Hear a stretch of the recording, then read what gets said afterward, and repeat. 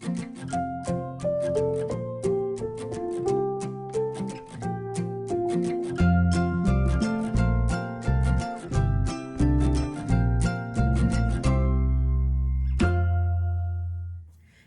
everyone, this is Melanie from Melanie B's Creative Studio, and I'm bringing you the third painting in my last group of 3 paintings by Schipper. This one is called Deer in the Forest, and it is a larger one. Again, it is a 40 by 50 centimeter, which, you know, is equivalent to approximately a 16 by 20. It's actually smaller than a 16 by 20, but you guys have probably heard me talk about that a million times in other videos, so I won't get into that today. Now, if you're not familiar with the Schipper paintings, please be sure to go to my channel and find the first Schipper painting video I ever did, because it's going to have a lot of information that I'm probably not going to cover today. I just want to show this kit, and I want to talk about the paints in the kit and how well they swatched and all that. So let's go ahead and get this one open. Now, it's crazy to me that y'all know my stories with deer, right?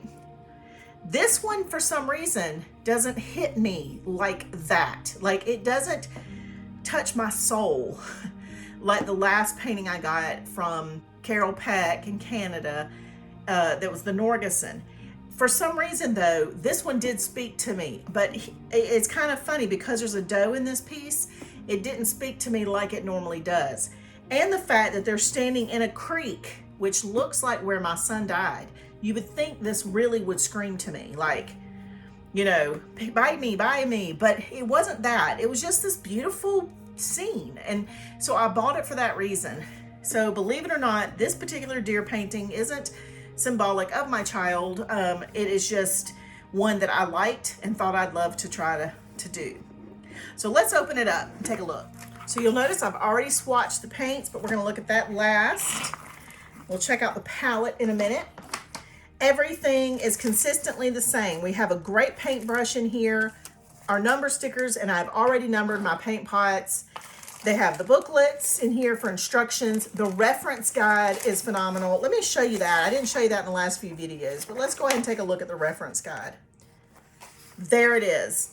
Very clear. I mean, there's a tiny little openings and things, but the type is very easy to read and the lines are very clear. So, you know, if you guys have a problem seeing up close or whatever, you have to grab your reading glasses, your magnifying glass, but it's very easy to read. This is where it tells you how to number your paints for your paint pots. So all that is included in every Schipper kit. Now, the canvas is not a canvas, it is a board. Gray lines, gray numbers, very light gray. So any of this paint that may not be opaque will cover it beautifully.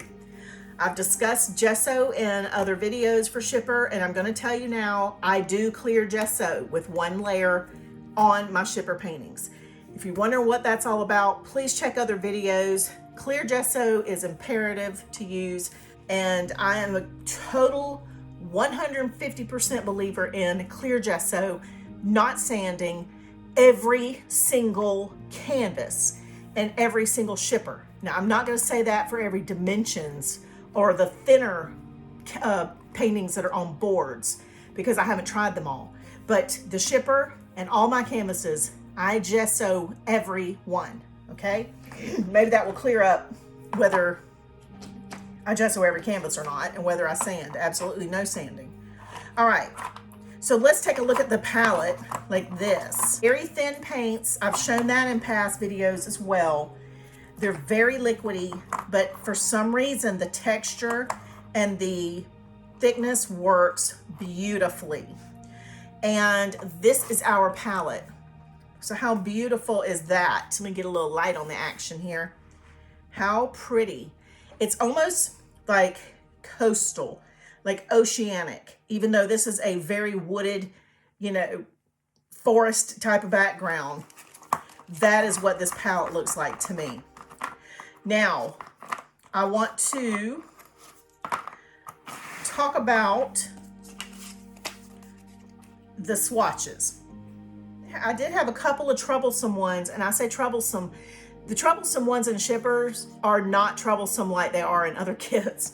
So even the number 3 that didn't have complete opacity, it is still very close to being opaque.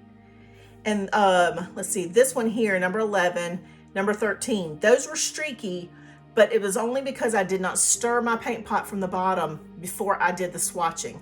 And I know that, but when I was swatching, I did this 30, there's 30 paints in this kit.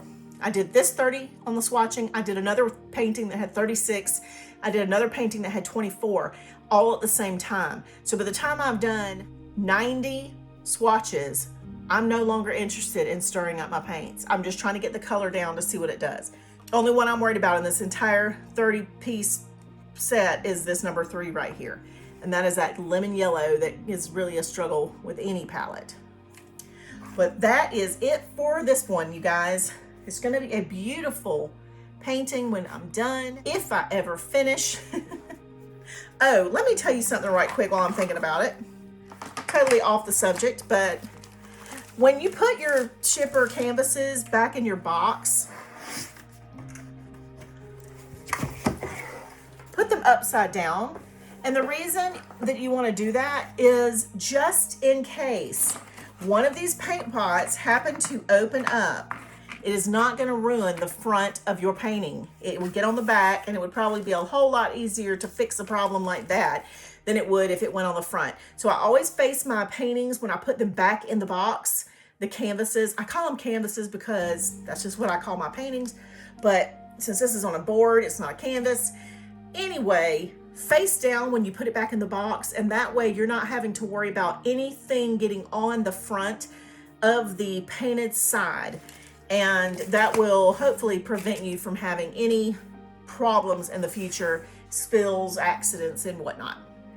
Okay, so guys, please be sure to give me a thumbs up for this video. To drop me a comment, let me know where you're watching me from.